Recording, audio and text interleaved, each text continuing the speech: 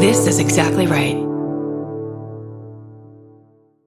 If audiobooks are your thing, or if you've been meaning to listen to more of them, you should check out a podcast called Earsay, the Audible and iHeart Audiobook Club, hosted by Cal Penn. Each episode spotlights standout audiobooks on Audible across all kinds of genres. Sci-fi, comedy, romance, thrillers, and more, with Cal talking to guests who help break down what makes each story worth listening to. It's a fun, easy way to discover your next great audiobook. Check out Earsay on the iHeartRadio app, Apple Podcasts, or wherever you get your podcasts. Goodbye. The best time to think about home security is before you need it. That's exactly why there's Simply Safe. Traditional home security only alerts you after a break-in has already happened, and that's too late. Simply Safe is changing that. Simply Safe's U.S.-based live agents identify threats on your property and help deter them so intruders never get to your house. The system is customizable so you can build one that fits your home and your specific needs. The 24/7 professional monitoring is effective and affordable and won't lock you into a long-term contract. I think that's what's so scary for so many people is that long-term contract. And like, what if it turns out you don't like it or need it, but they don't have that because they know you'll like it and you'll know that you need it and feel so much safer when you have it. Like at this point in my life, I would never go without a security system on my house. I just feel safer with actually having Simply Safe around. There's a whole staff at Simply Safe that's waiting to talk to you and help you out. Right now, you can get 50% off your new system by visiting simplysafe.com/MFM. That's half off at simplysafe.com/MFM. There's no safe like Simply Safe. Goodbye. Get into the Hyundai Getaway Sales Event and get away with a deal so right, it almost feels wrong. Right now, you can get great deals on Hyundai's most popular models, including the adventure-ready SUVs like the Hyundai Santa Fe or Santa Fe Hybrid and the Tucson or Tucson Hybrid. Plus, there's the bold and stylish Elantra loaded with the latest tech. Or go all-electric with the Ioniq 5 or the Ioniq 9. So get down to your local Hyundai dealer and get away with a deal you'll love during the Hyundai Getaway Sales Event. Visit HyundaiUSA.com for details. Goodbye.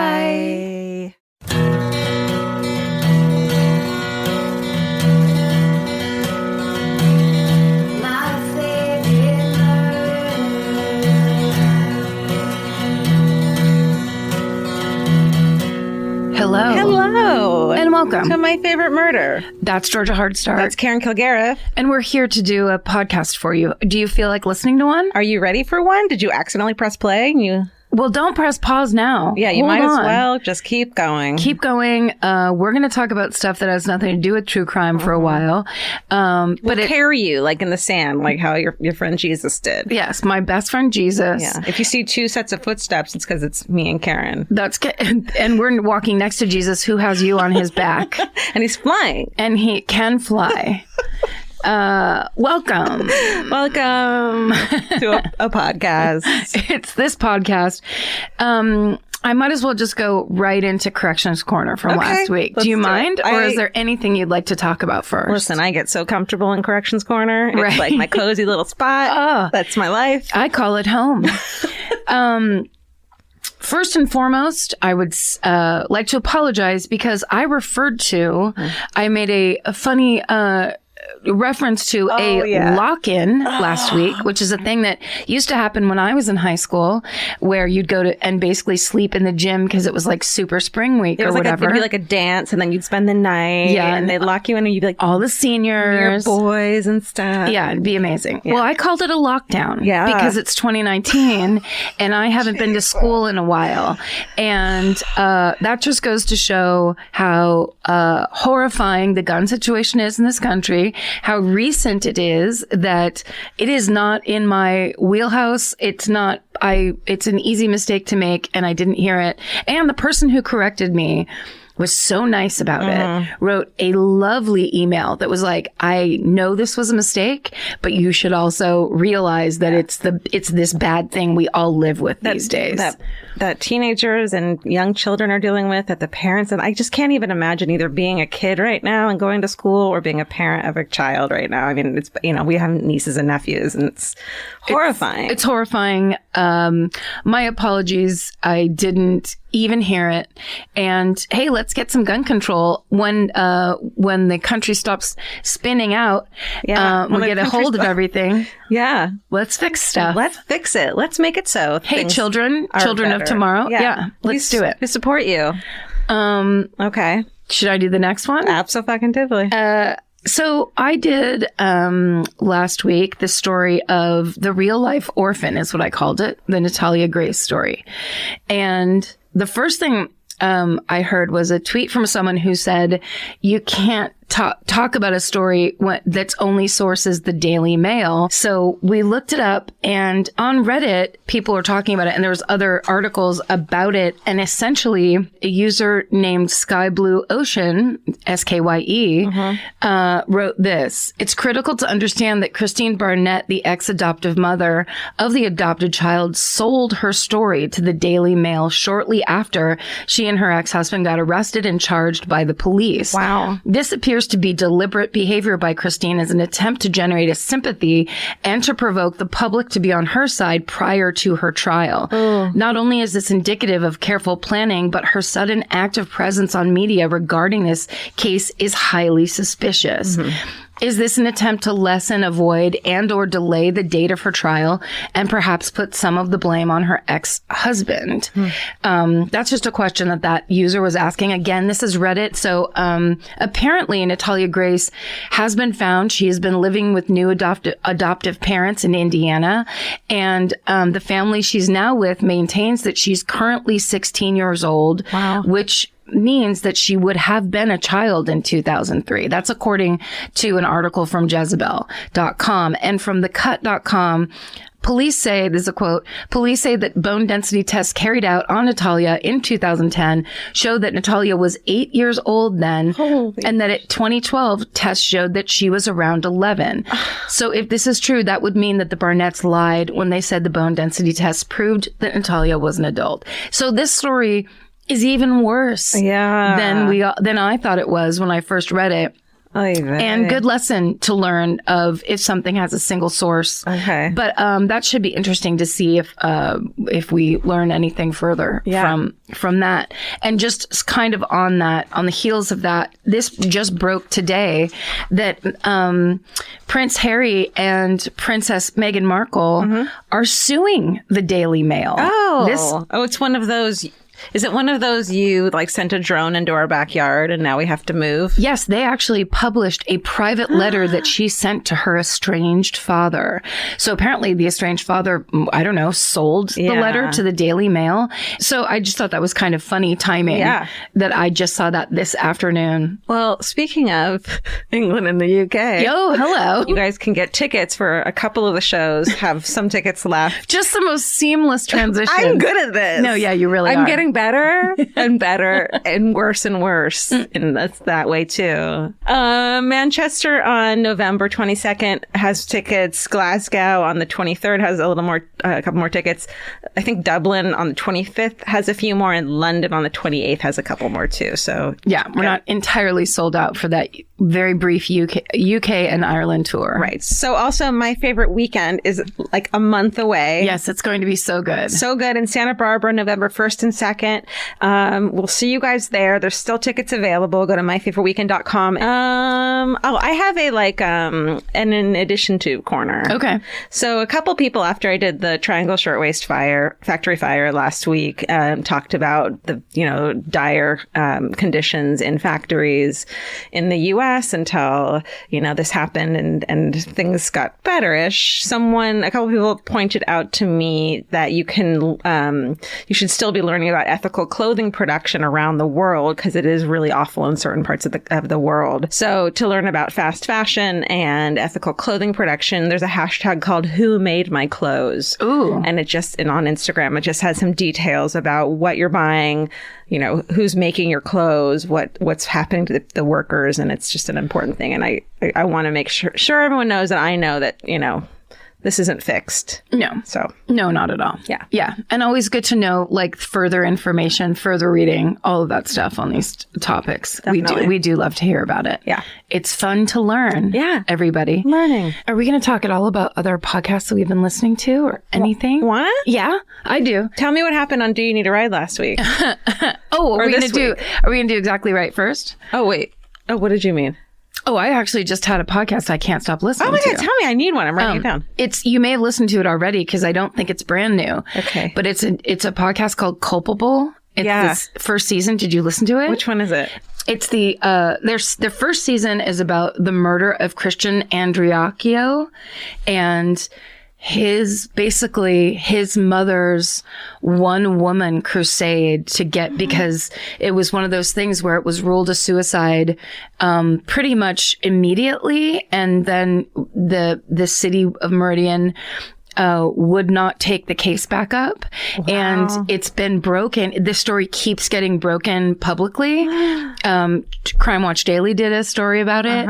And now they made this podcast. And on the podcast, you basically are there as it's becoming more and more public and well known. Oh, is it so frustrating and it's angering and all this stuff? Yes. And but it is also, it's one of those things like when, this is something that when you like true crime, you're kind of in it a lot. And so I think I definitely take it for granted a lot. This woman's son was murdered. Yeah. And she has an entire town telling her, not only was he not murdered, he committed suicide, but drop it. And no one listening to her. And she just hasn't let up and has not dropped it and has basically diligently worked to try to solve it. And it's so inspiring and beautiful. And just this example of what people can get done if they like stick to it and believe in every single person that comes in to start looking at the case to, help an expert or these podcasters or whatever. Every single person is just like, oh my God, this story, this has to be solved. Wow. We have to figure out what really happened. And it's just amazing listening. It's beautifully produced. I think it's Payne Lindsay's production company. Oh, okay. It's really well done. Oh, I'm going to check it out. It's called Culpable. I'm just in season 1 right now. I think they have a couple other seasons. Okay. I'll check it out. But I'm thrilled for them. It's such good work. I love it. I need a new one. Yeah. What's going on your other podcast?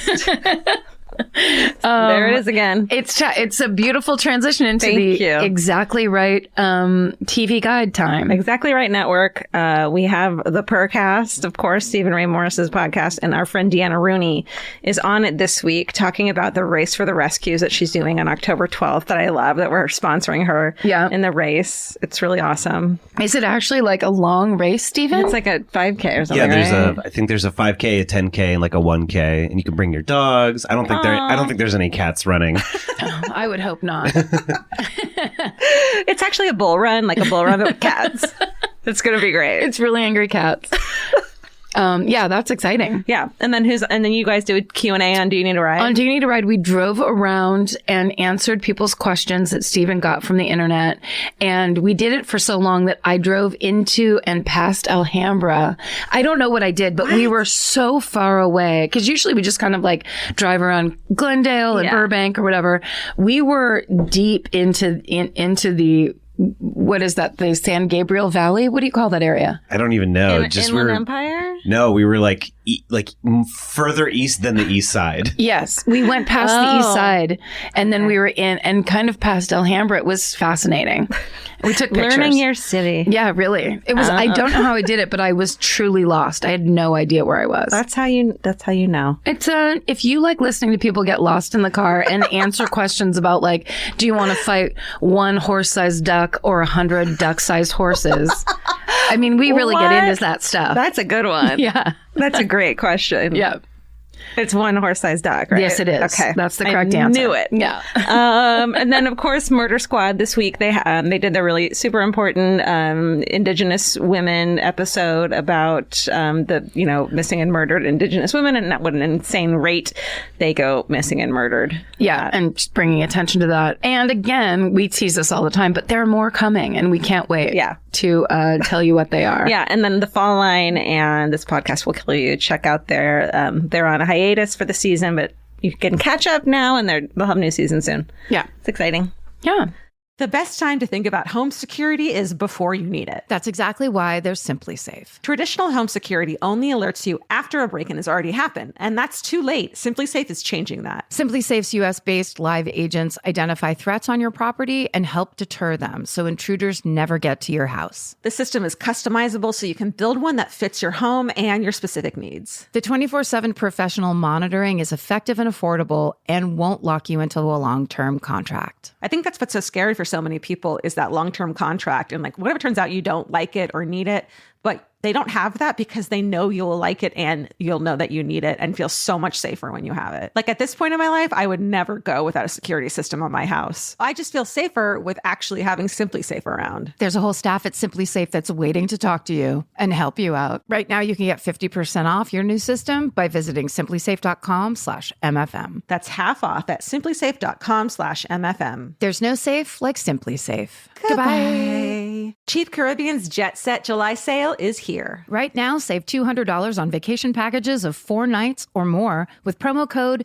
200BEACH. Whether you're dreaming of Cancun, Jamaica, or the Dominican Republic, your next vacay just got more affordable. Don't let summer pass you by without the beach. Use promo code 200BEACH and get more sand for your dollar. Head to cheapcaribbean.com today to book your beach vacay. Goodbye. Capture your favorite summer feeling with Pandora Jewelry. Discover a collection inspired by the sunshine, freedom, and unforgettable moments that make the season so special. Whether you're planning a weekend getaway, gathering with friends, or simply soaking up every sunny day, Pandora Jewelry offers meaningful pieces designed to celebrate your unique story. From sun-kissed metals that catch the light beautifully to personalized pieces ready to be engraved with your summer mantra, every detail is crafted to help you express yourself with confidence and style. Explore charms, bracelets, rings, necklaces, and more, thoughtfully designed to complement every adventure and occasion. Each design moves with you, from beach days and road trips to rooftop dinners, golden nights, and every memory in between. Layer your favorite looks, mark life's meaningful moments, and create lasting reminders of a season you'll never want to forget. Find the pieces that reflect who you are and where this summer takes you. Shop Pandora Jewelry's new summer collection in-store or online at pandora.net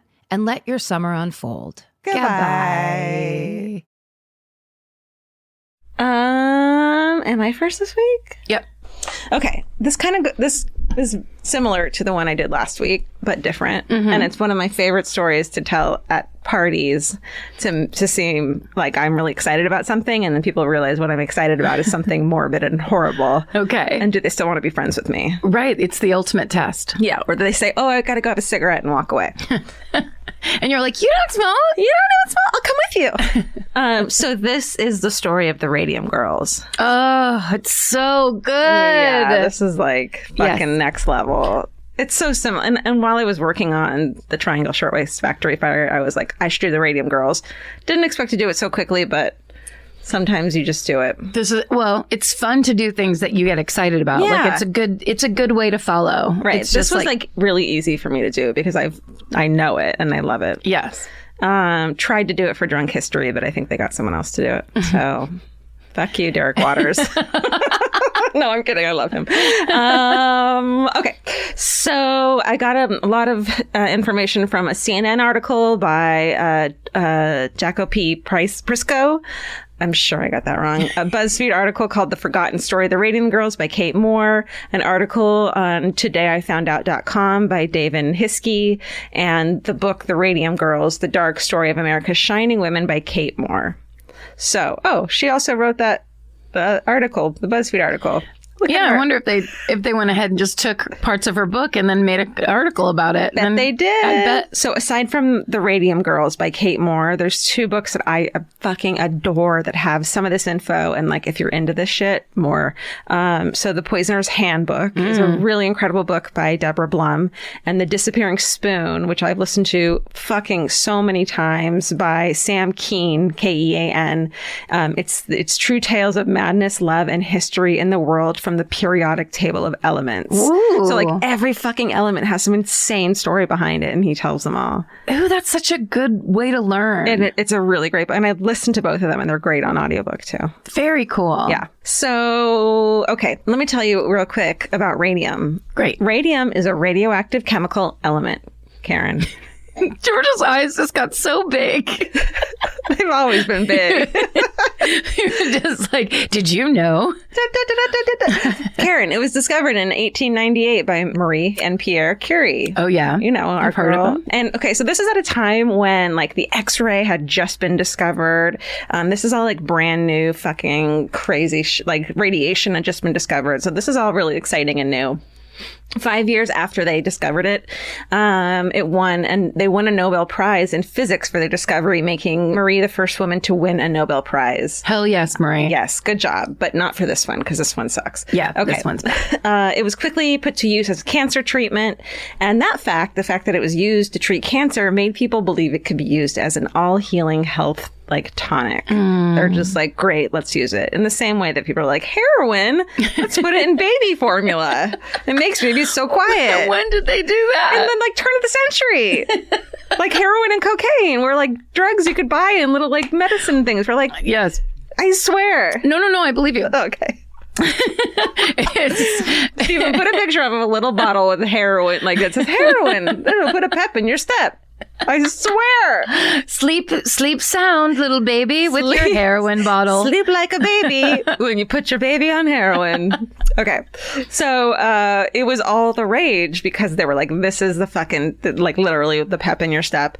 It was used as an additive in a bunch of everyday products like toothpaste, cosmetics, high-end spas that we always talk about, used it in their waters. They had radium waters. Oh, dude. Yeah. It was added to beverages and even butter. And it was it was touted as this fucking snake oil tonic because they didn't know how it worked yet. So why not have everyone drink it? Just use it then. Drink it up. Some really rich people even got it injected into them. I'm serious. I believe you. I live in Los Angeles. Injected right into their forehead. I have a face of Botox. Who am I to fucking speak, radioactive tonics began to be used for any ailment, including fever, gout, and constipation, as well as any issue the sufferer needed an extra pep from, fatigue and impotence. Oh. It was kind of the whoop, here we go. We'll jazz it right up. They called it liquid sunshine. Actually, because it stimulates the red blood cells, it actually does give an illusion of health, like rosy cheeks. So it does, people are like, it's working. Yeah. Yeah. And then their cheeks explode. Yeah, really.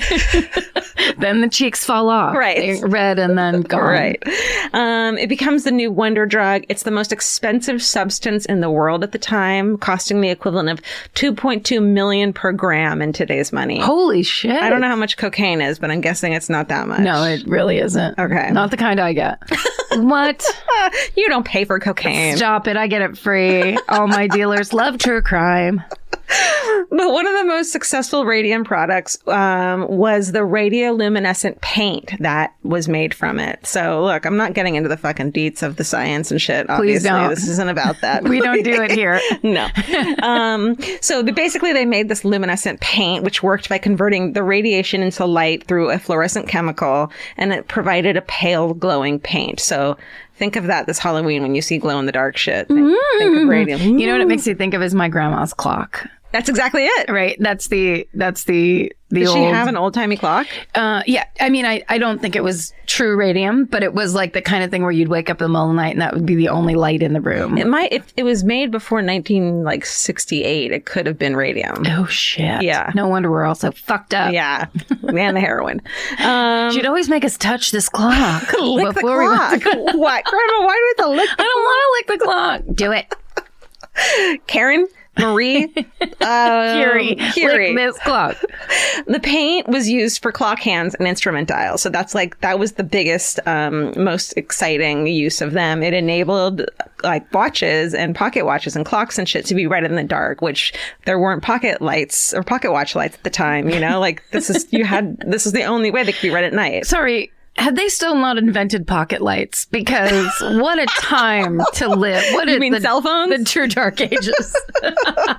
Literally, the dark ages. Literally. But they had heroin at least. The dark pocket ages shit. Forget it. You had it. You had it. Don't edit that out. So close. Okay, this is one of my favorite facts is the reason this became popular, the watches being illuminated, is because during World War I, when military maneuvers required precise synchronization, they needed those lights, those watches, to light up at night and in the dark trenches, and they needed it to happen without the enemy spotting them and shining a fucking torch on their watch. And at the time, wristwatches was for like ladies mostly, but during the World War I, they became popular with men and soldiers.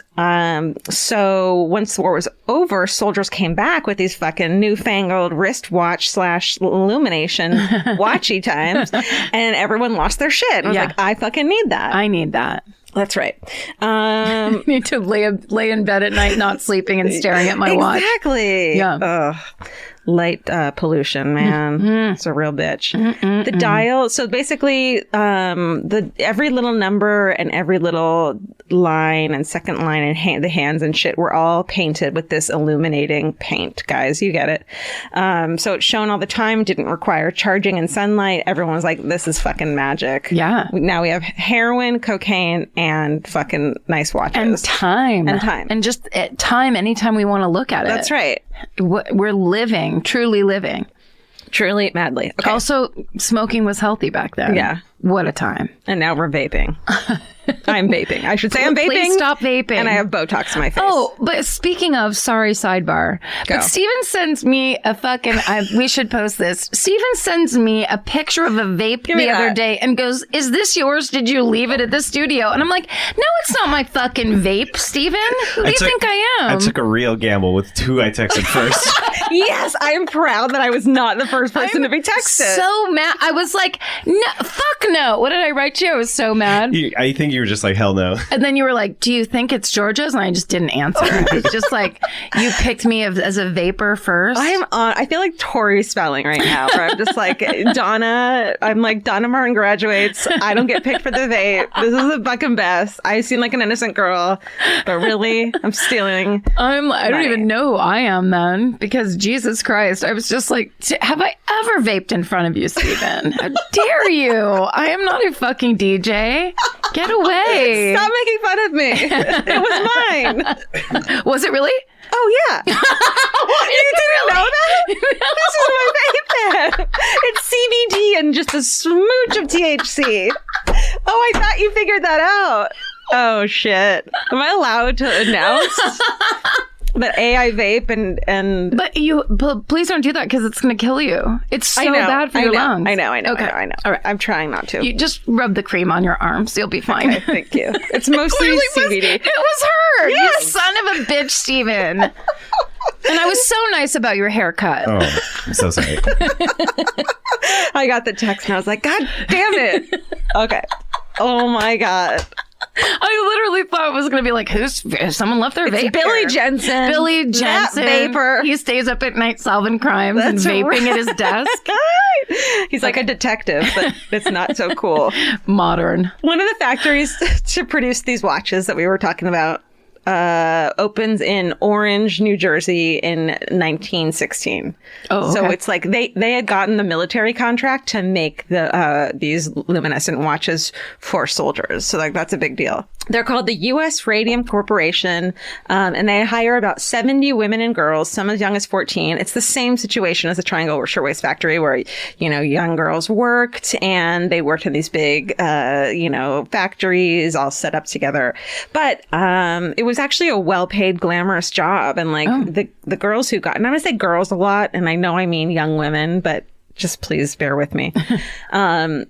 It was a glamorous job. It paid 3 times as much as a regular factory job would pay. It was, and then also they were listed as artists in their town directories. So it was like kind of a prestigious job. Nice. Yeah. And they told their friends and sisters, and they all got hired for it as well. So like everyone was stoked on this fucking position.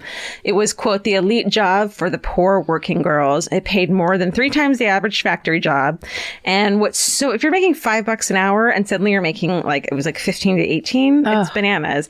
And they got to work with radium, which in their minds was like the healthy fucking tonic. It was like that vitamin C stuff that you pour in water when you go on a plane. That's right. That actually doesn't do anything except for make you feel better. That's right. That's just harrowing, Karen. I wish. Okay.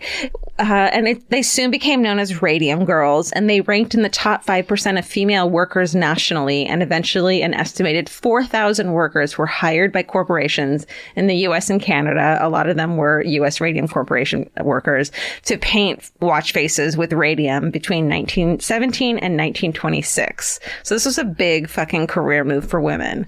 Can I give you a prediction that I have for this story? Okay. That by the end of this story, the U.S. Radium Corporation is going to change their name. Oh, no. Bleep that. Just bleep it. Okay, so this is at a time when women are slowly gaining financial freedom. The boys are all away at war, so they can have these fucking awesome jobs, and this is like the best one. And it's a time of growing female empowerment. So this is like changing the way women live and work. And it's an important step in it, except it's radium. So, well, another perk of the radium paint that it made everything it touched shimmer and glow in the dark. So after work, so like they'd turn the lights off and they'd sprinkle it on their heads and dance in it. They'd wear their fanciest dresses to work so that it could glow. And after work, they'd go to the speakeasies, they'd go to the dance halls, and they'd be the glowing girls. And they look, effervescent. I don't know. Yeah, that's a great word. Thank you. Also, luminescent. Luminescent. But I bet you they were like so thrilled. It was like they got to be a part of the new wave of something. And it's like you go out and it's like, oh, that must be one of those girls who has that fucking tits job. Yes. I'm going to go borrow $7 from her. That's right. That's what I would be thinking. It's a fortune. and the radium dust was in the factory air itself. It was like glowing. So they even rubbed it on their teeth to like freak each other out. And they painted their nails with it to make them glow as well. They became known as ghost girls because they would be walking home in the dark and just be fucking glowing. They're the first goths. Oh my God. Yeah.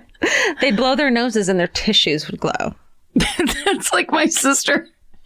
Sorry, but my sister texted me one time and she's like, I just blew my nose and glitter came out because I teach kindergarten. That's so I love that. That's exactly what that is. So here's the thing, though. Obviously, that's all bad because now we know radium is fucking toxic, but they didn't at the time.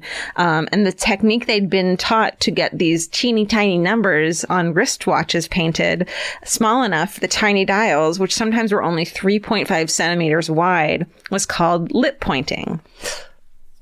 After painting each number, the girls were instructed to slip the tip of this teeny tiny paintbrush between their lips to make it a fine point. So you'd paint the one lip point. You'd paint the two. Yeah. Let me go through the dial. Count me up to 25. Have you been fucking with my vape? You wouldn't. Conceptually, yes. So it was known as the lip dip paint routine. So with every digit, the girls swallowed a little bit of radium. And the women were not stupid. They were like, yo, is this fucking safe? And the managers were like, no, it's totally safe. It'll put a rosy glow in your cheeks. It's fine. Even though the like big wig men were wearing like fucking lead, jackets to work with it and were very careful with it. And I'm sure already knew that it was radioactive. Yeah. When did they truly know? Is a good question. Pretty early on, I would say. Yeah.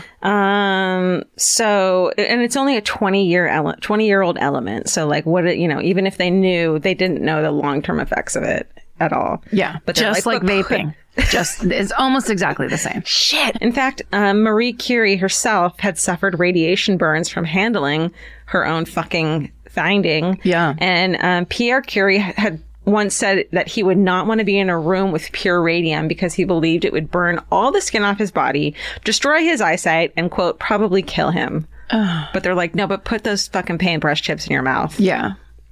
As you can imagine, since it's fucking radioactive, the women started to experience side effects of fucking unknowingly feeding themselves radium pretty quickly. In the early 1920s, some of the radium girls started developing symptoms like chronic exhaustion, tooth and jaw pains, even stillborn births.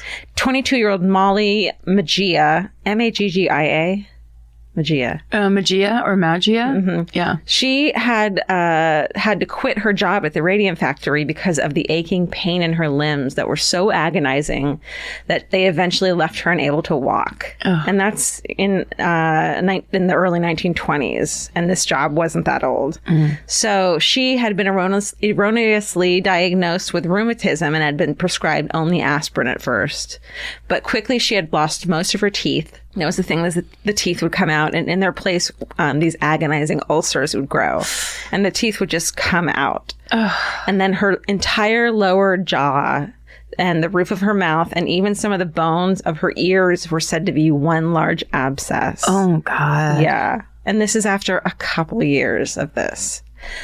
So her entire lower jawbone had become so brittle that her doctor removed it simply by lifting it out. Oh my God. Yeah, this is like bad news. Intense. Yeah. Her jawbone was found to be riddled with these teeny tiny holes. And this is because the body actually treats radium as a calcium substitute. So it, absorbs, like it would absorb calcium, it absorbs radium. Into the bone. Right. But instead of strengthening the bones like calcium, radium kills off the bone tissue. But the women weren't yet aware of the culprit, of course. That's because the specialist who'd begun to help the women who were suffering, Dr. Frederick Flynn of Columbia University, after declaring there was absolutely nothing wrong with them, he turned out not to be a licensed physician, but a toxicologist working for the very radium factory that the women worked for, the U.S. Radium Corporation. Boo. Yeah. And the man who was introduced as his colleague was actually a vice president there as well. So they were like, yeah, we're doctors. You're fine.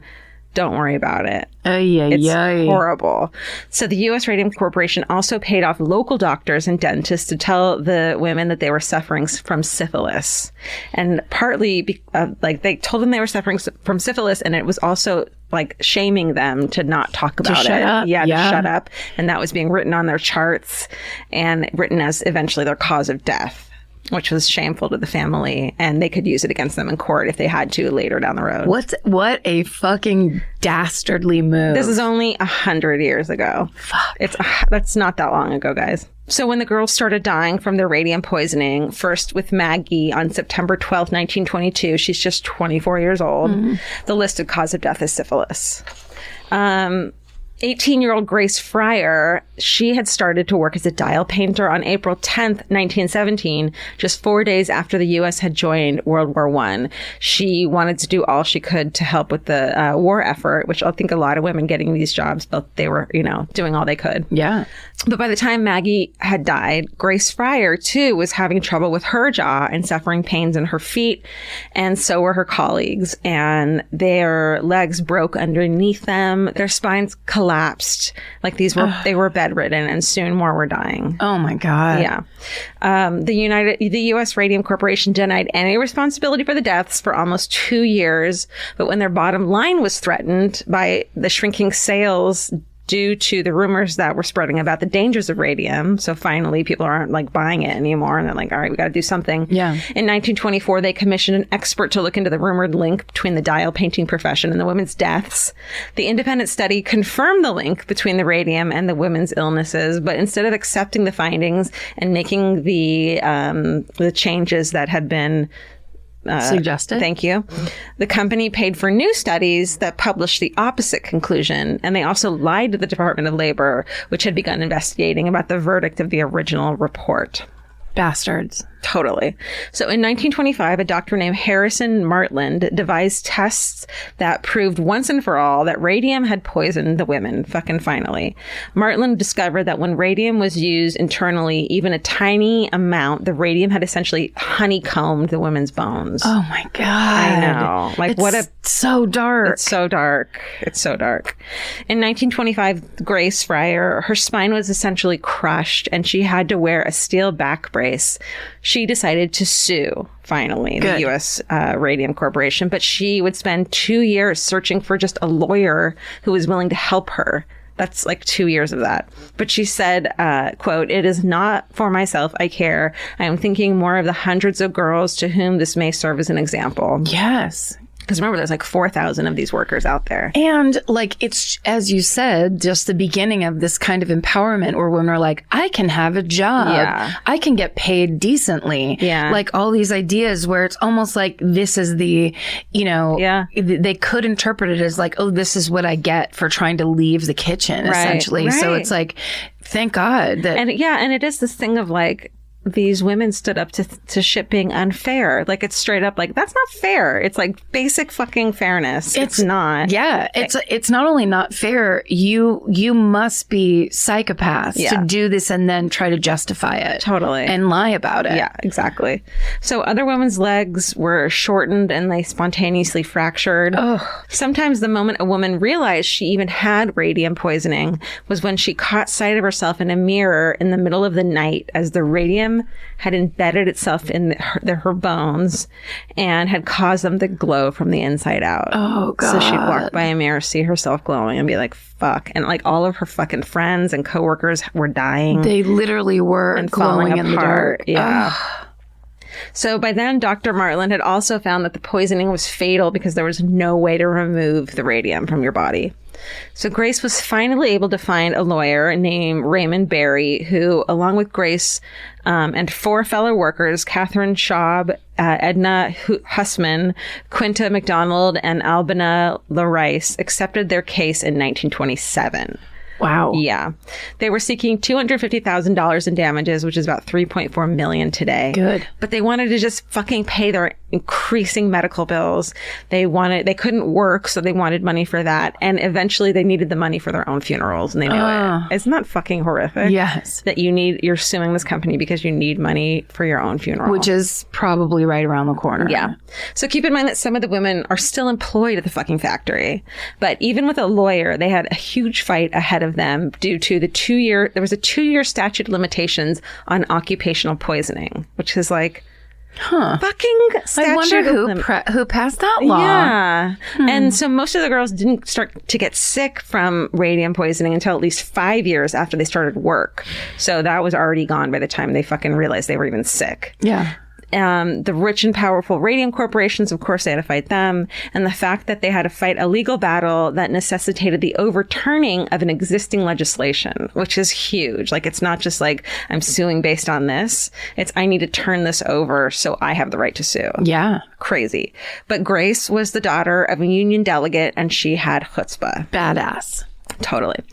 By now, the fight had become internationally famous, and there were all these people who were on the women's side and couldn't believe this was happening. And there were a lot that were like, this is starting to be during the downturn of the Great Depression. And so they were like, you know, some people were against them because they were like, don't fight the people who are giving you jobs, which is ridiculous. Yeah, well, and it's very much like, keep people in power who will kill you for money. Right, exactly. Yeah. We just need jobs, no matter what they are. No. So the U.S. Radium Corporation, of course, wanted to delay the trial as much as possible with the hope that all the women in the case would die before the outcome would be reached. Oh, wow. Yeah. So they just kept, you know, being like, our executives are on vacation for months, and they kept calling these long recesses for like months and months. And I think that was pissing a lot of the public off because they could tell what was happening. So they kind of rallied around the women. In fact, by the time the women finally appeared in court to testify in January of 1928, none of them were able to raise their arms to take the oath. Oh my God. And 2 were bedridden. And these are young women. These are young fucking women. As some of the women had just been given 4 months to live, and the company seemed intent on dragging out the legal proceedings, the case was finally settled in the women's favor in 1928, and it became a milestone of occupational hazard law and raised the profile of radium poisoning just as Grace had wanted. That was her whole fucking point. I think she knew she wasn't going to survive. In all, by 1927, more than 50 women had died as a direct result of radium paint poisoning. Ugh. And despite denials of any fault by the U.S. Radium Corporation, after the lawsuit, they and other factories that dealt with radium-laced paint, they changed the working conditions quickly. Good. I think they were like realizing this was going to be fucking bad. Good. They banned the lip pointing, so you couldn't put the brush in your... Okay, good. Yeah. Thank you. You were telling us to do it. Now you don't want us to do it. Great. And they gave them protective clothing to minimize exposure. And after these simple changes were instituted, which actually had been suggested and ignored years before by that independent study, the health issues among dial painters quickly went away. And it's likely that at least some of them still got cancer later in life as a result of working with the radium paint. Right. But significantly lower amounts. By the time Grace's settlement, the dangers of radium were publicly known. People stopped fucking bathing and drinking in it, and buttering their toast with it, or whatever the fuck. Health toast. Yeah. More women sued, and the radium companies appealed several times. But in 1939, the Supreme Court rejected the last appeal. So finally that happened. The survivors received compensation, and the death certificates of the women who had been put as syphilis, as all these other conditions that weren't real and true, they were changed to radium poisoning, which I think is a big deal. Yes, that is such an invasive, shitty move. Yeah. Like, what sinister mind was behind that? Yeah. And they actually, resurrected Maggie's body. Sorry, I'm listening to an 1800s New York resurrectionist book right now. Oh, they disinterred it? Yeah. Like, they dug it up. And she was glowing. Like it lasts lifetimes. Yeah. The Radium Girls case was one of the first in which an employer was made responsible for the health of the company's employees. And it led to regulations that saved lives and ultimately to the establishment of OSHA, the Occupational Safety and Health Administration, which now operates nationally in the United States to protect workers. Before OSHA was set up, 14,000 people died on the job every year. Wow. Today, it's just over 4,500, which is a fucking lot. It's a lot. That's a lot. The women also left a legacy to science that's been termed invaluable, as it revealed the dangers of radium. So thankfully, people stopped using it. Yeah. In fact, Marie Curie's notes from the 1890s are still considered too dangerous to handle without protection due to the high levels of radioactivity, and are stored in lead-lined boxes. Yeah. Her notes about this. About radium. Yeah, and she died from aplastic anemia in 1934. Resulting from long-term ionizing radiation exposure. So she died from radiation exposure as well. Yeah. But I think clearly Grace Fryer is a fucking hero. Hell yeah. And cheers to her. Yeah. Oh my God. And that's the story of the Radium Girls. First of all, amazing. And also, don't you think, could it be that because of the Triangle Shirtwaist Fire and the results of that when they finally did get caught, they actually, that's the difference. A precedent was set. Yes, there's a tiny bit of an improvement where the Triangle Shirtwaist Fire guys were just like, now we're going to open another factory. Yeah. Everything's the same. You can't touch us. Ha ha ha. And in this one, at least they were just like, okay, shut all that down. Yeah. Make these fixes. Let's do a couple of changes. And this is also in New Jersey around the same time. So it's like, I'm sure they were following Tri-state area. Tri-state. It got around. That was great. Wow. Oh, thank you. So yeah, next time you're at a party, give it a shot and say, have you heard of the Radium Girls? Hey, I just want to talk to you.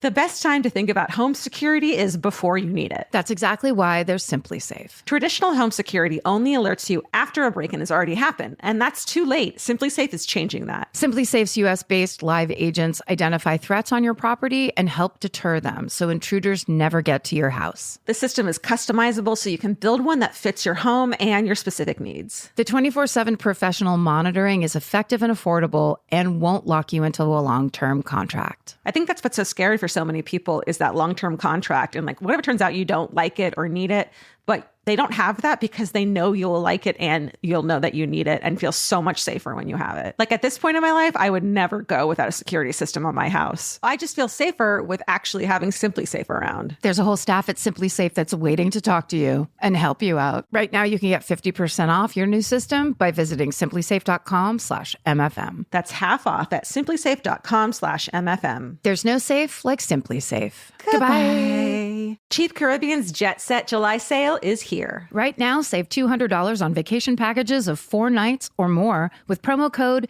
200BEACH. Whether you're dreaming of Cancun, Jamaica, or the Dominican Republic, your next vacay just got more affordable. Don't let summer pass you by without the beach. Use promo code 200BEACH and get more sand for your dollar. Head to cheapcaribbean.com today to book your beach vacay. Goodbye. Capture your favorite summer feeling with Pandora Jewelry. Discover a collection inspired by the sunshine, freedom, and unforgettable moments that make the season so special. Whether you're planning a weekend getaway, gathering with friends, or simply soaking up every sunny day, Pandora Jewelry offers meaningful pieces designed to celebrate your unique story. From sun-kissed metals that catch the light beautifully to personalized pieces ready to be engraved with your summer mantra, every detail is crafted to help you express yourself with confidence and style. Explore charms, bracelets, rings, necklaces, and more, thoughtfully designed to complement every adventure and occasion. Each design moves with you, from beach days and road trips to rooftop dinners, golden nights, and every memory in between. Layer your favorite looks, mark life's meaningful moments, and create lasting reminders of a season you'll never want to forget. Find the pieces that reflect who you are and where this summer takes you. Shop Pandora Jewelry's new summer collection in-store or online at pandora.net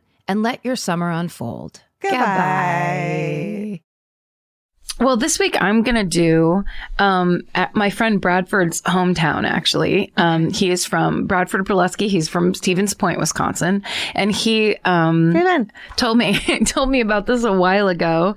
But he kept saying, did I ever tell you about the Dairy Queen murder? What? And then I was like, no. And he was like, I'll send you the article. And then he didn't do it for like years. Yeah.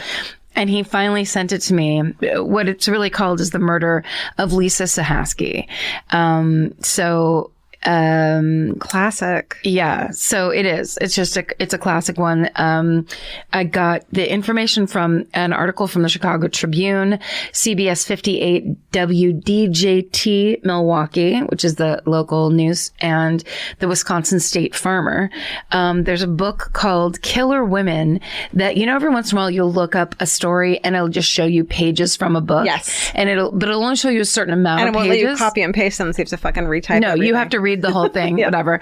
There's a book called Killer Women, Devastating True Stories of Female Murderers by Wensley Clarkson. And so I read a couple pages of that book until they wouldn't let me read anymore. But there's a lot of good information in that. And, okay. So on the morning of September 21st, 1989, Shirley Cihaski realizes that her daughter Lisa, who works as the assistant sales and catering manager at the Howard Johnson Hotel, has not come home from her night shift. So Shirley drives over there to see if Lisa is still at work or what's going on. And when she gets there, she sees that her daughter's car is still in the parking lot. So she's really relieved. And then she walks up and looks inside her daughter's car. And after that, nothing would be the same for her again. So Lisa Cihaski is the daughter of ginseng farmers in Burnham Wood, Wisconsin.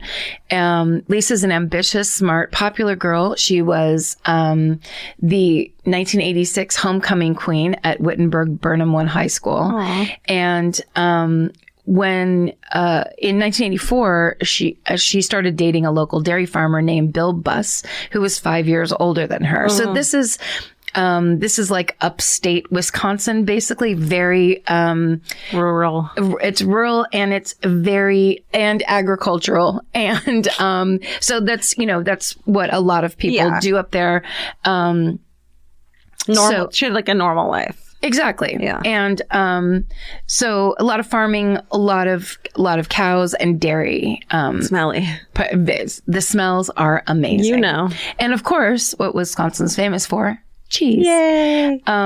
So Bill, the guy she was dating, he had also gone to the same high school, but he was about 5 years older, as I said. So after graduation, he took over running his parents' 50-acre farm. Yikes. And he ran it by himself. Oh my God. So he had to do all the work on the farm, did everything. Fuck that. So he was a real, salt of the earth kind of person. So Lisa dates Bill for around 3 years, but they break things off in 1987 because Lisa wants to become a travel agent. So she, that's what she's planning to do. And Bill wants her to basically settle down and start a family with him and live on the farm. And he's, like, doesn't like that she doesn't just want to do that. So they decide to end it. And soon after, Bill starts dating other people, and he eventually starts to seriously date another local beauty queen, 18-year-old Lori Easker. So Lori grows up in Hatley, Wisconsin, on her family's 450-acre farm. His was 50? His was 50. So it's a big old ranch. I grew up in a condo. I can't even imagine a fucking farm. I grew up in a plain old house next to a very small farm that had no output. It was just kind of for fun, essentially. Love it. For 4-H, essentially. But these are people that like farm, that milk, they sell milk. It's like they don't complain. Dairy production. No, but they never complain. Well, who would they complain to? Right. No one gives a shit. They don't have a boss. They're the boss. They're doing it all. My worst nightmare. The cows are like, you think you have it bad? Look at that machine hooked up to my udders. I live to complain. That just kills me. Okay. That's what people are sewing at night at the kitchen table. Yeah. I live to complain. So Lori Easker goes to the same high school that Lisa and Bill went to. She's a year younger than Lisa. She was a member of the National Honor Society. She was the president of her local chapter of the FFA, the Future Farmers of America. Got it. She's also pretty. She's also ambitious, like Lisa. And after her graduation in 1987, she goes away and studies at the University of Wisconsin River Falls to study agriculture journalism. Cool. So during her first semester of her freshman year there in 1988, she starts dating the newly single and now 24-year-old Bill Buss. So the next summer, she's actually crowned the Marathon County Dairy Princess. Cute. It's a very high honor. It's a very big deal. Marathon County is the most dairy intensive county in the state of Wisconsin. Holy so shit. That's really saying something. Calm down. Right.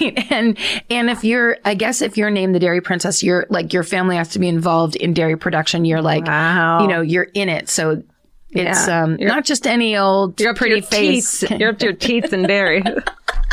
You got to know your shit. Yeah. Your cow shit. So essentially, things seem to be all coming together for Lori until June of 1989, and that's when Bill breaks up with her. So she's devastated, and she basically thought she was going to settle down with Bill and like raise kids and be on his farm. Her family kept several head of cattle on his farm. Mm-hmm. That's like how she knew him. That's how you know you're serious. Right? He's like the hot older farmer that was like around when she would come over to feed her your cows. Her cows. Oh my God. How are your cows? Mine are good. Okay, so he breaks up with her and she loses her shit. Because then, relatively soon after this breakup, she hears that Bill and Lisa Cihaski have gotten back together and that he is planning on proposing to her, to Lisa, on Lisa's 20th birthday, which is October 25th. Oh, shit. So, according to Lori's college classmates, she was obsessed with Bill. She talked about getting back together with him constantly.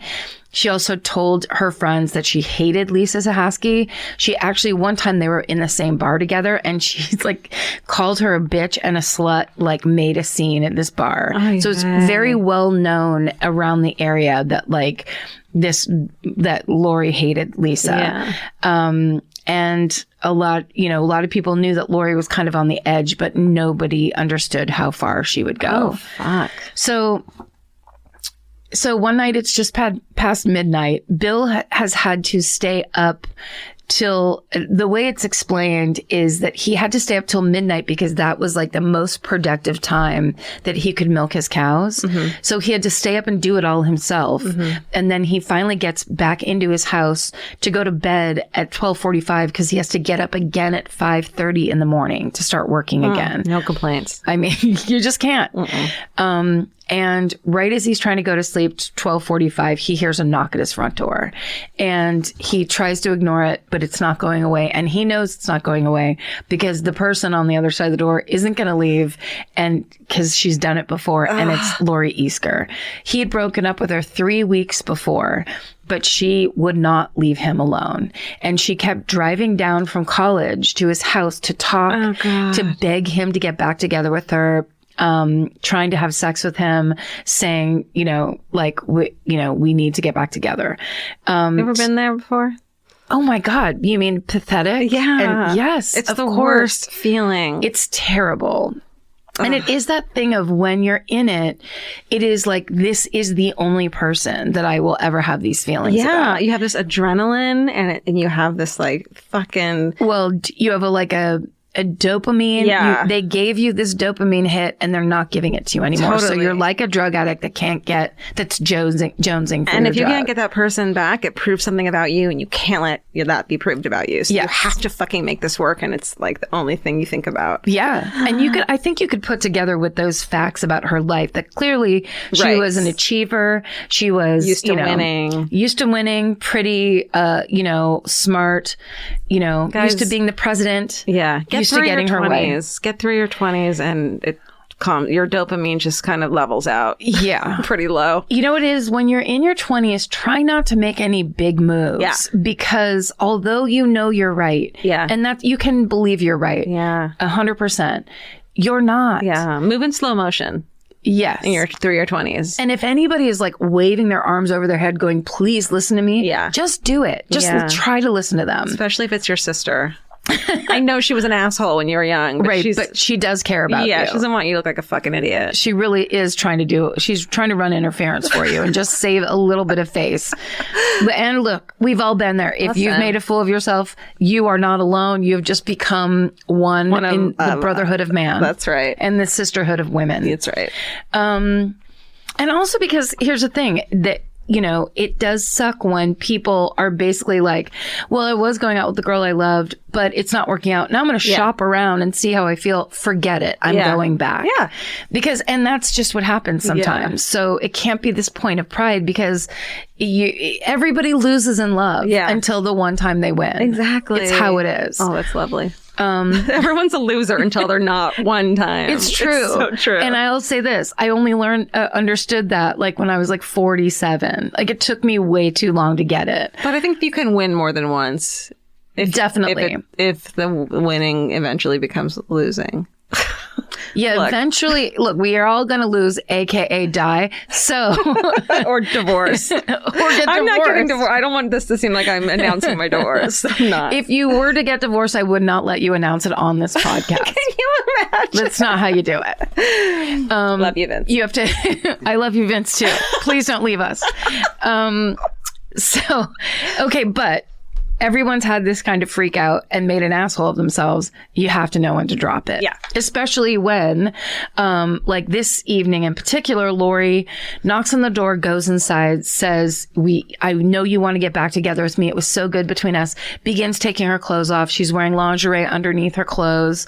She's doing a big sexy presentation. He's kind of like, what in the hell? Mm-hmm. And he's like, I'm not doing this with you. I'm too tired. No, go home. And goes into his room. He goes to bed. She stands there because she can't believe it's not working. Yeah. Then she goes into his room, gets on top of him, and is like, I know you want it, essentially. And if basically forces him to yell, I don't love you. I love Lisa. Get out of my house. Give up. And basically, he has to like scream it in her face. She makes him scream it in her face. Don't make people scream it in your face. Don't make people scream anything in your face. Don't make people suggest it in your face. Yeah. Just get away. Don't let people in your face. If people, there's an amazing, when people, you can pick your friends' screaming faces, but you can't pick your... It's a Nina Simone quote, singer Nina Simone, and she said, you have to learn to get up from the table when love is no longer being served. Nina! Beautiful. Okay, so she finally stops, and without a word, she gets up and walks out the door and slams the door. And Bill thinks, thank God I finally got rid of that crazy ex-girlfriend. Guess what? But sadly, that was not the case. And 2 months later, on the morning of September 21st, Shirley Cihaski would find the body of her daughter lying dead in her car in the parking lot at her work. So the police are called to the scene. They determine Lisa's cause of death to be strangulation. Holy shit. And they announce that they're on the lookout for either a male or a female. Okay. So everybody keep your eyes peeled for everyone around you.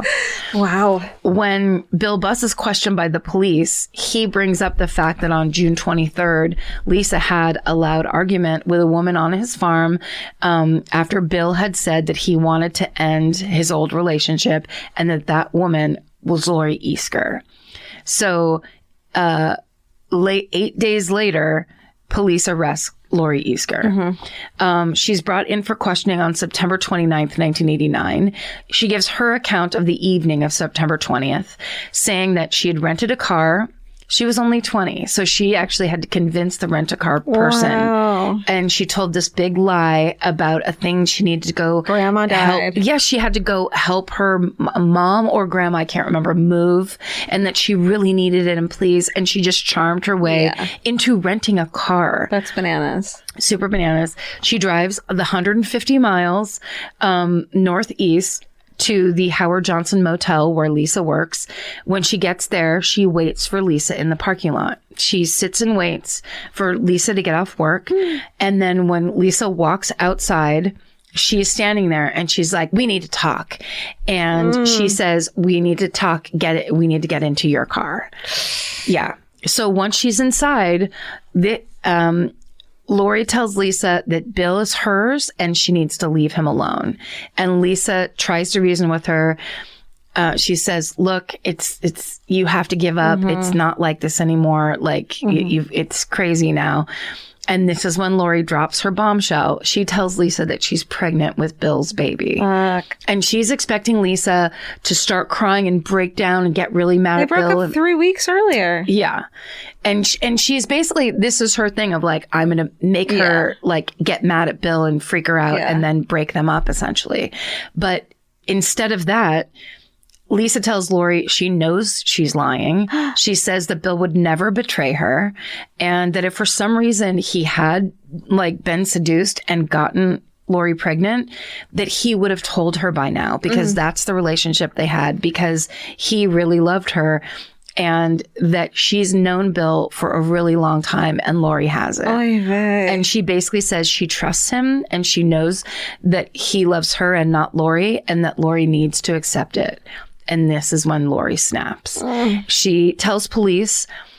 Now, she tells police that she and Lori started fighting. They got into an argument in the car that then basically got out of control. And fearing for her life, Lori acted in self-defense by grabbing a belt that she found in the backseat of the car and wrapping it around Lisa's neck. That's not self-defense. No, it is not. Holy shit. So the officer that was questioning Lori, his name is Sheriff's Deputy Randy Honich. You got it. Sorry, Randy. It probably is not, but that's as close as I can get. He asked Lori to demonstrate the strangulation so it could be on record. And he says that Lori, quote, was not shy or hesitant as to how she did this. As a matter of fact, she had me off my chair and up against the wall in the interview room. Holy shit. And he said Lori was, quote, a strong, powerful woman. It takes a long time to strangle someone to death. It takes over 2 minutes. That's so insane. The idea that it was an accidental death is impossible. That's a sustained fucking experience. Like you're not trying to calm someone down. Well, no, and or subdued. Even if you could use the excuse of like, we got into this fight and I was so angry, I was in a rage. Yeah. But then you count out 2 minutes on your watch. Yeah, and at some point the person's unconscious and you still don't let go. No. And they're fighting you. Right. And yet Lori, it's horrific. Lisa had scratches on her own neck trying to get the belt off of her neck. Yeah. Oh my God. So Lori claims she never intended to kill Lisa, that at the time of the strangulation, she didn't even know if Lisa was dead or just passed out.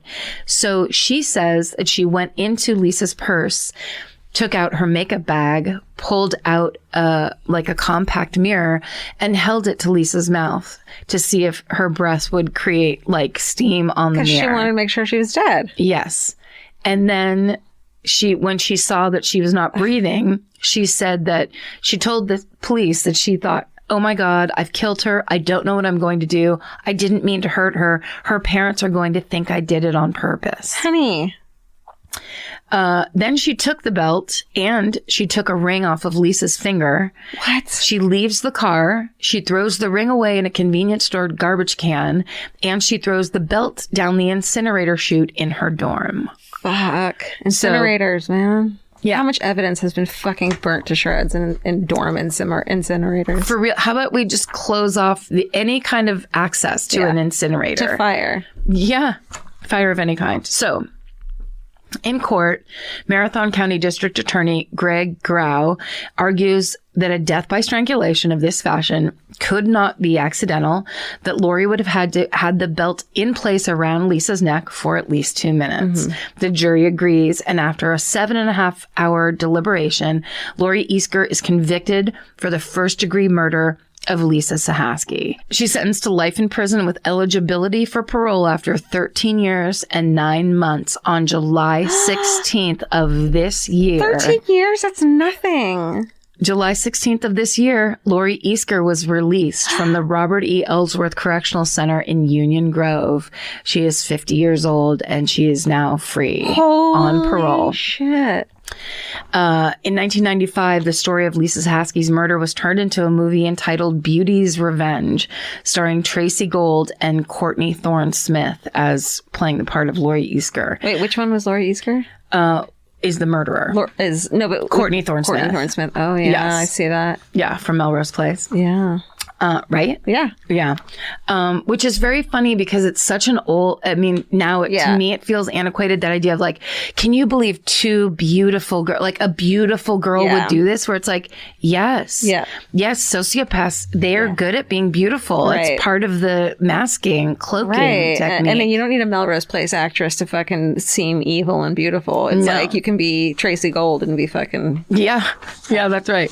The thing that, when Bradford was telling me about the story, the reason he knows it is because it was, of course, on the news, because it was like huge news where he lived when it happened.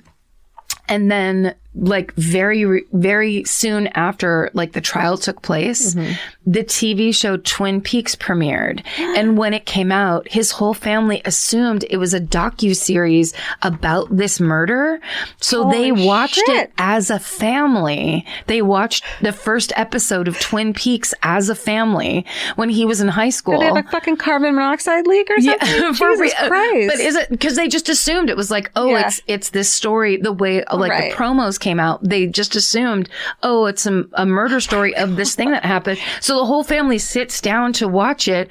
And then I go, so did your parents like freak out? And he goes, no, we all loved it. Then we all watched it every week. Like, even though me and my brother were teenagers, it became like the thing my family did. Wow. And that's how he got into like Twin Peaks and holy shit. Found out about like, you guys send us your hometowns of weird shit you watched with your family. Weird, inappropriate stuff that you watched with your family. And mistakes you made like this, because that one is like, because they were basically, they were inundated with the story of this local, the Dairy Queen murder. They called it the Beauty Queen murder at the time. And so they thought, and I think that's the way Twin Peaks was promoted. Yeah. Because she was, local Laura Palmer. Queen, she was the homecoming queen. Creepy. Or whatever. So, so that's the story of the murder of Lisa Cihaski. Great job. Thank you. Cool. Good job. Thanks. Do you have a fucking hooray? Yes, I do. Well, this is my secret fucking hooray. But so I didn't get a mammogram until this year, which is bad. When are you supposed to get them? I looked it up, and the Mayo Clinic website says that they recommend women start getting them when they're 40. Okay. You should definitely get them. By the time you're 45, you should start getting them regularly. But it's good if you start getting them when you're 40 because then you have a baseline. Right. Don't be like me, who when you have your first one, you're 49. There's no baseline. So if they find something irregular, they immediately panic and you have to go back and get more mammograms and ultrasounds, and then ultimately a biopsy, which was what I had to do last week. And I was pretty sure I didn't have breast cancer. It does not run in my family. It just isn't a thing. And I just kind of was pretty sure I didn't, but scared the shit out of myself for a good 14 days waiting to find out if I did or not. And I will tell you this, for the people who are like, I'll just do it later. Get them early so that you can create this baseline, because biopsies are the most awful things. It is really nasty. They put a big long needle into your boob. Don't do it to yourself. If you can be preventative and take care of yourself, just do it. Yeah. I highly, just as a person who just went through a little mini quiet drama that I told you about and about 3 other people. Honored. I'm honored to hold that with you. You really did hold it with me nicely. And you kept saying, do you want to, what did you say? You sent me a text that was like, do you want to be emotional about this or something? You kept asking me these hilarious questions. You're like, I'm fine. Everything's going to be fine. And I was like, well, if you want to be if you don't want to be fine, I'm here for that too. You were allowing me to not be fine. And my answer was, let's save it for when there's actually for sure a reason to not be fine. Right. And so luckily, knock on wood, there was no reason. But I will just take that as a little piece of wisdom to pass on to the younger listeners. Please get your baseline mammogram. Just do it. You should. Get your baseline everything and just make sure that you're healthy. Yes. Pay attention. Yeah. You don't understand how important your health is because you take it for granted when you're young. So, do it. Okay. In 8 months, I'll do it. When I turn 40. That'll be my present to you. Is I'll drive you over. Will you hold my hand? Yes, and while some strange lady with gloves on just smashes your boob, tit. And look, you get your boob smashed. It's a rite of passage. It's not so painful that you cry, but it does hurt your feelings a lot. It hurts Literally. your feelings that you're like, who made this machine? Why do they hate women so much? Yeah. Why can't we update these machines? Right. Good one. Well, I can't follow that up. Come on. Mine is that you got the everything's fine, right? Yeah. No, it is. I don't know. I had Rosh Hashanah dinner at my house with my whole family, and it was lovely. And the only political talk was when I wasn't in the room. So nice. That's a bonus. The brisket came out beautiful, thanks to Vince. Yeah. And it was a really nice time. Oh, that's good. Yeah. I was going to send you a Rosh Hashanah gift because there's a ton of them. Yeah. There's one with a shofar and some apples and honey going down a river. And I was like, what's this about? I had to look it up to if see you ever what it was about. need a gift to send to me on a Jewish holiday, there's an Siamese cat dressed in our Jewish garb. Just send me that photo. If you look it up online. That's the one for you. Look up Hanukkah Siamese cat. What about the one that I sent to you, Norrin, that day? That's it's the guy that's in Hasidic Jewish clothing that's on a motorbike that skids up to the camera and then it just says Jewish in all caps. That was my favorite one so far. One. Gifts, man. Gifts. That's my fucking hooray. They're great. You can use them for anything. People who have lived only in the time where gifts existed, you have no idea how sad it used to be. Do you know that you could only say to other people when you were shrugging your shoulders saying, oh, you had to say that? There was no gift to send them that was like conveyed, No. You had to be like, you had to say it out loud. Yeah, you had to say it as yourself. There was no witty child that got captured on camera that would do it for you. Eating a fucking corn dog. Yeah. The one I love is that little boy that's holding the cup and looking around like, what the fuck? You know that one? No. You can use it for anything. What about the little girl that's holding the cotton candy at a baseball game and just goes fucking crazy? Yes. She is like We've all been her. on a sugar high. There's actually one, and I can't find it anymore. It's that same little girl. She goes crazy and then takes off like a rocket and goes up out of the GIF. It's so funny. Guys, tweet us your favorite GIF at MyFaveMurder on Twitter. And we don't want to hear if you pronounce it GIF. Oh, it's not GIF. It's not GIF. It's GIF. It's GIF. They came in too late with the connect pronunciation. Oh man, I've not touched that vape. That vape is getting to you. I knew it. There's just vapes all around our feet on the ground around here. Steven just keeps trying to give us vapes. Is it either of your vapes? You guys need to chill the fuck. Don't you feel like you want a vape? No, no vaping. You guys are the best. We're happy to be here. Thanks for listening, you guys. Yeah, we're very grateful. We have a very good time on this podcast, and we are happy that you do too. Yep. And that's just what we're going to assume is happening. I mean, why would you get to this fucking insane point in the podcast if you weren't stoked? Yeah, you better be. Yeah. Are you vaping or what? I mean, you gotta be. Do not vape. Don't vape. I won't. We won't. We promise. No more vaping. We're all promising. Okay. Say sexy. And don't get murdered. Goodbye. Elvis, do you want a cookie?